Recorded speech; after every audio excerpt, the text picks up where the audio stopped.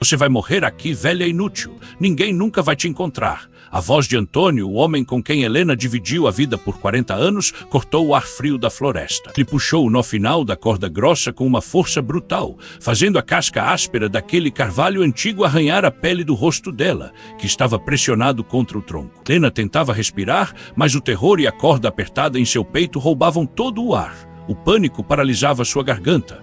Lágrimas quentes e desesperadas rolavam sem parar pelo seu rosto pálido, lágrimas que ele nem sequer olhou. Antônio, por quê? Por favor, nós somos uma família. Ela murmurou, a voz quebrada, quase um sopro. Ele riu, um som seco, oco e cruel que ecoou entre os troncos escuros. Família. Você só foi um estorvo, um peso morto. Agora aproveite seus últimos momentos neste mundo. Antônio cuspiu no chão de terra e folhas secas perto dos pés dela. Ele a olhou uma última vez, não com ódio, mas com algo muito pior, uma indiferença fria, como quem descarta um objeto quebrado. Então ele deu-lhe as costas. Começou a caminhar. Seus passos eram firmes, pesados, esmagando as folhas secas. Helena o observou, seu vulto desaparecendo na escuridão crescente daquela mata fechada, levando consigo 4 décadas de história e deixando-a sozinha com o som do vento, o frio que começava a morder seus ossos e o bater acelerado de seu próprio coração, que parecia querer explodir. A floresta, antes um lugar de paz, agora era uma tumba. Esta é a cena terrível que encontramos hoje. Uma mulher boa, abandonada para um destino cruel pelo homem que jurou amá-la, que leva um ser humano a tamanha crueldade.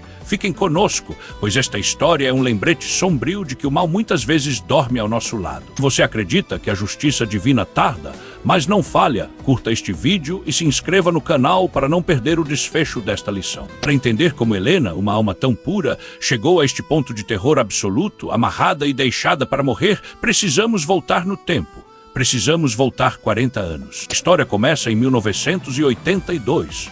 Numa pequena cidade do interior, daquelas onde todos se conhecem, onde a vida parecia mais simples, mais lenta. As ruas eram de paralelepípedos, o cheiro de pão quente saía da padaria da esquina às 6 da manhã. Helena era jovem, tinha 20 anos e seus olhos brilhavam com a esperança de quem vê o mundo como um jardim. Ela trabalhava na pequena floricultura de seus pais, um lugar simples, mas que enchia a cidade de cor.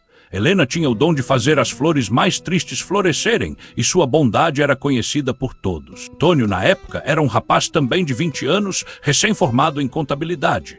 Ele era quieto, ambicioso, seus olhos não viam flores, viam números. Ele chegou à cidade para trabalhar no único banco local. O primeiro encontro deles foi na praça. Helena derrubou uma caixa de margaridas. Antônio, que passava apressado para o trabalho, parou irritado, mas algo na pureza do sorriso envergonhado dela o deteve.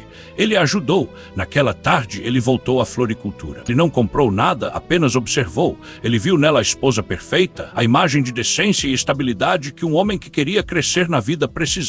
O casamento não demorou. Foi uma cerimônia simples na igreja matriz. Helena usava um vestido feito por sua mãe. Antônio usava seu melhor terno. Ela via amor, ele via um contrato, um degrau. A vida deles começou numa casa alugada, pequena, com um quintal que Helena logo transformou num jardim. Antônio trabalhava dia e noite. Ele não queria ser apenas o contador do banco. Ele queria ser o dono do banco. Ele queria o mundo. Helena cuidava da casa, cuidava dele. Ela preparava seu jantar, esperava por ele acordada, mesmo quando ele chegava tarde, cheirando a números e a uma ambição que ela não compreendia, mas apoiava. Ela era o seu porto seguro. Mal sabia ela que para ele, ela era apenas o porto, não o destino. Helena era a definição da mulher justa, da alma pura. Sua vida era pautada pela simplicidade e pela fé. Ela não via maldade nas pessoas porque, em seu coração, a maldade não fazia morada. Sua rotina era dedicada aos outros. Logo que se casaram, sua vizinha, Dona Matilde, uma senhora já idosa e viúva, adoeceu gravemente. Por 6 meses, Helena foi os pés e as mãos de Matilde. Ela cozinhava, limpava a casa da vizinha, lia livros para ela e ouvia suas histórias, tudo isso depois de cuidar de sua própria casa e antes de Antônio chegar. Antônio reclamava. Você perde tempo, Helena. Essa velha não tem nada para nos oferecer. Helena apenas sorria um sorriso triste e respondia. Mas eu tenho Antônio, eu tenho amor para oferecer. E ela continuava. Quando um cão de rua foi atropelado na frente de sua casa, Helena o recolheu. O veterinário disse que o caso era grave. Antônio disse que era desperdício de dinheiro. Helena gastou suas pequenas economias, o dinheiro que guardava da venda de seus bordados, para salvar o animal. O cão, que ela chamou de Toco, virou sua sombra. Antônio chutava quando Helena não via. Helena, em sua ingenuidade, acreditava que a frieza do marido era apenas cansaço. O trabalho é duro, ela dizia para si mesma. Ele se esforça tanto por nós. Ela justificava a aspereza dele. Ela cobria a frieza dele com o cobertor quente de sua própria bondade. Ela era a esposa troféu que ele exibia. Dócil, bonita, caseira e, acima de tudo, cega. Ela não percebia os olhares dele para outras mulheres. Ela não percebia o desprezo dele quando ela falava de coisas simples, como a cor de uma rosa nova ou a alegria de ajudar na quermesse da igreja. Para Antônio, tudo isso era mediocridade. E ele estava começando a odiar a mediocridade que ela representava, a mesma mediocridade que um dia ele usou para se esconder e crescer. Helena era a personificação da confiança. Ela entregou a ele não apenas seu coração, mas suas finanças, sua vida. Ela assinava o que ele pedia. Ela confiava. Foi essa confiança pura e inabalável que Antônio começou a ver como sua maior ferramenta. Os anos passaram. Estamos agora nos anos 2000, quase 20 anos depois. Antônio não era mais o contador do banco. Ele agora tinha seu próprio escritório de contabilidade grande com clientes ricos. Ele tinha conseguido. A casa alugada era agora uma mansão. O jardim de Helena era grande, mas ela não tinha mais tempo para ele, pois Antônio exigia que ela fosse uma anfitriã perfeita para seus jantares de negócios. Dinheiro que Helena pensava que traria conforto trouxe distância.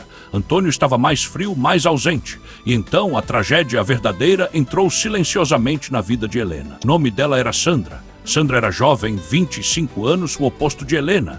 Ela era ambiciosa, fria e via em Antônio não um homem mais velho, mas um cofre. Ela era a nova secretária dele. O caso deles começou rápido e incendiário. Era um encontro de ambições. Sandra não queria o amor dele, queria o dinheiro. Antônio não queria o amor dela, queria a juventude. E Helena era o obstáculo. O plano nasceu numa tarde chuvosa no escritório de Antônio. Sandra sentada na mesa dele, passando o dedo pela borda de uma taça. Ela é um peso, Antônio. Você merece mais. Você merece tudo. E eu mereço também. Antônio olhou para a foto de Helena na mesa. A foto do casamento. Ele sentiu nojo, não dela, de si mesmo por ter demorado tanto. A ideia do seguro de vida surgiu como uma solução. Seguro milionário. Helena, ingênua, assinaria qualquer coisa. A tragédia de Helena não foi a chegada de Sandra, foi a assinatura naquele papel. A cena foi cuidadosamente orquestrada, um jantar. Antônio, pela primeira vez em anos, comprou flores para Helena. Ele foi carinhoso. Ele a chamou de meu amor, ele serviu vinho. Helena chorou de felicidade. Ela pensou, meu marido voltou para mim. Então, no meio da sobremesa, ele puxou os papéis. Meu amor, com tudo que construímos, preciso garantir seu futuro. Caso algo me aconteça, Helena sorriu entre lágrimas. Você pensa em tudo, Antônio? Ela assinou sua própria sentença. Ela assinou onde ele apontou. Ela não leu as letras miúdas. Ela não sabia que o beneficiário não era apenas ele, mas que havia uma cláusula de morte acidental que triplicava o valor. Ela não sabia que a caneta que ela usou, na verdade, era a arma. O início do sofrimento dela não foi a corda na árvore, foi a tinta no papel. Agora voltamos à floresta. O som dos passos de Antônio desapareceu. O silêncio que restou era 1000 vezes mais assustador. Helena estava sozinha. O fundo do poço não era apenas estar amarrada, era a compreensão da traição. 40 anos de dedicação, de amor, de noites em claro, de pratos de comida esquentando no forno, de camisas passadas. Tudo reduzido a nada, a uma corda áspera, a uma árvore fria. A escuridão da floresta se tornou total. O crepúsculo se foi. A noite chegou e com ela o frio cortante do outono. Helena tremia. O vestido simples que usava não oferecia proteção alguma. O vento uivava entre as árvores, um som que parecia o choro de almas perdidas, e Helena se sentia uma delas. Ela tentou gritar, socorro. A voz saiu fraca, um sussurro engolido pela imensidão da mata. Ela tentou se mexer. As cordas eram grossas, náuticas. Antônio tinha planejado bem. Elas cortavam sua pele mesmo por cima da roupa.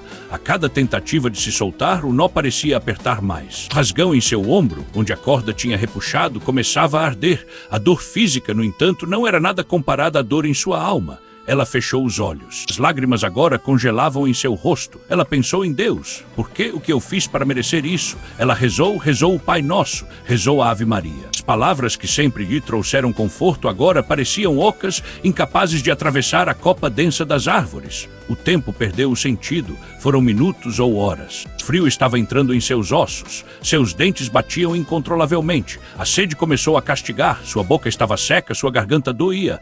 Ela ouviu um som, um galho quebrando. perto. Seus olhos se arregalaram no escuro. Um animal, um lobo. O medo de uma morte rápida e violenta se sobrepôs ao medo da morte lenta e fria. Ela prendeu a respiração. Não era Antônio. Ele não voltaria. Ela estava à mercê da floresta. Foi quando ela começou a sentir o torpor, a hipotermia. O corpo dela estava desistindo. O tremor parou e isso era um sinal perigoso. Ela sentiu uma sonolência. Talvez fosse melhor assim. Apenas dormir, desistir, foi seu último pensamento consciente antes que a escuridão tomasse conta de sua mente. O fundo do poço era ali, na fronteira entre a vida e a morte, abandonada por quem ela mais amava.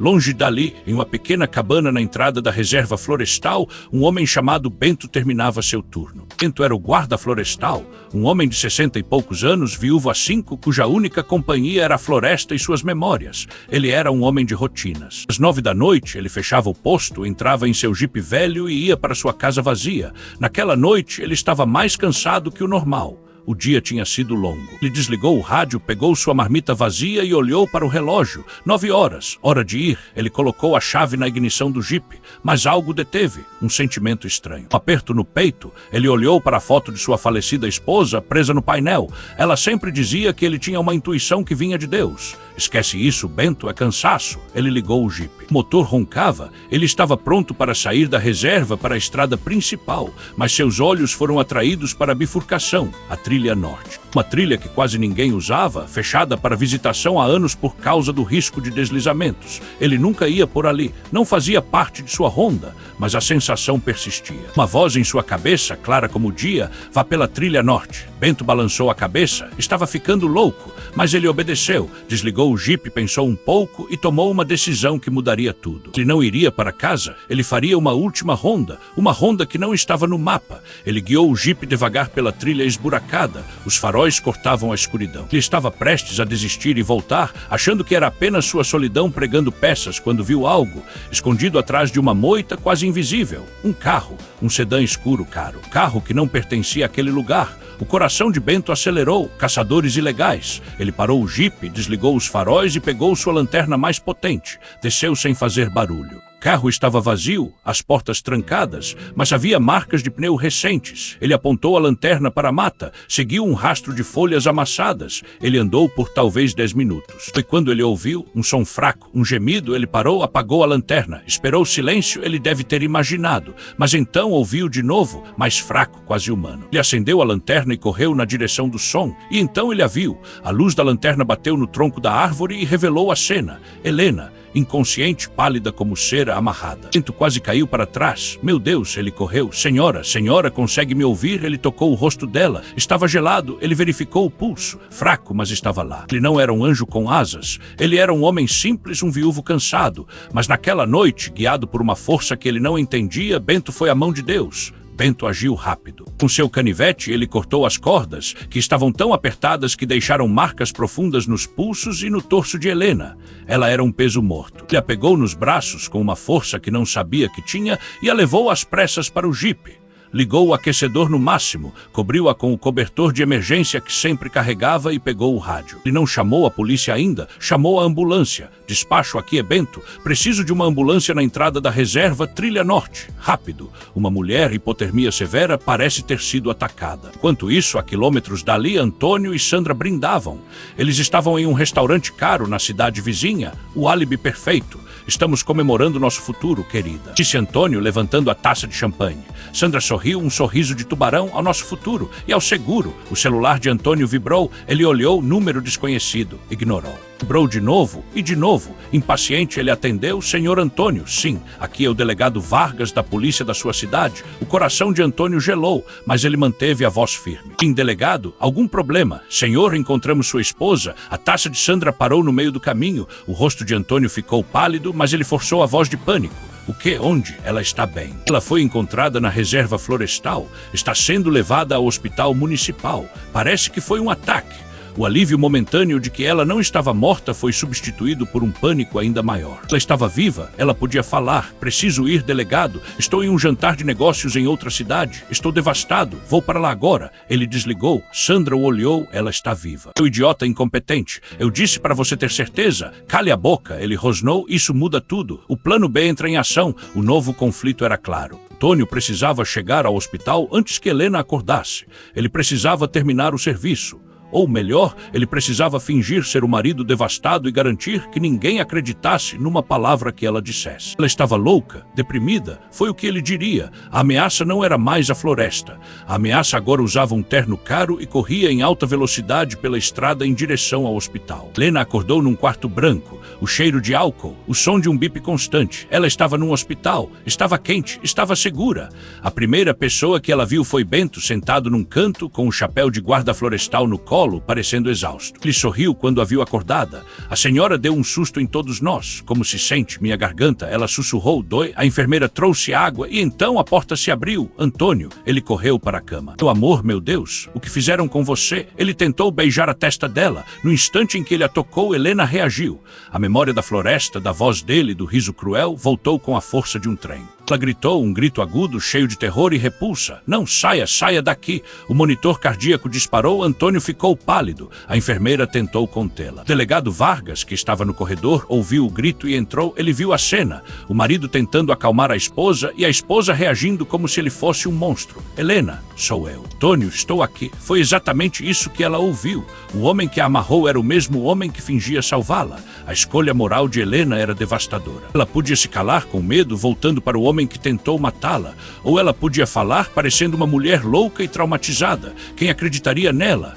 Bento se levantou. Delegado, foi ele. A voz de Helena saiu rouca, mas firme. Ele me amarrou. Ele me deixou lá para morrer. Antônio riu, um riso de nervoso. Delegado, ela está delirando. O trauma, a hipotermia. Ela não sabe o que diz. Eu a amo. O delegado olhou de Antônio para Helena. A solução veio de onde ninguém esperava.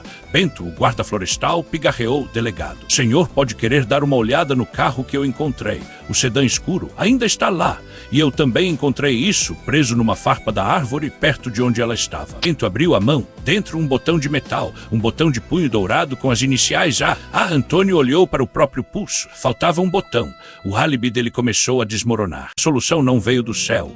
Veio da observação de um homem bom e de um pequeno pedaço de metal. A polícia foi investigar. Descobriram o seguro de vida milionário. Descobriram Sandra. Sandra, sob pressão, não pensou duas vezes. Ela não iria para a cadeia por Antônio. Ela confessou tudo. Ela detalhou o plano. Ela foi a solução final, a prova viva da ganância que destruiu tudo. O julgamento de Antônio foi o evento do século na pequena cidade. A sala do tribunal estava cheia.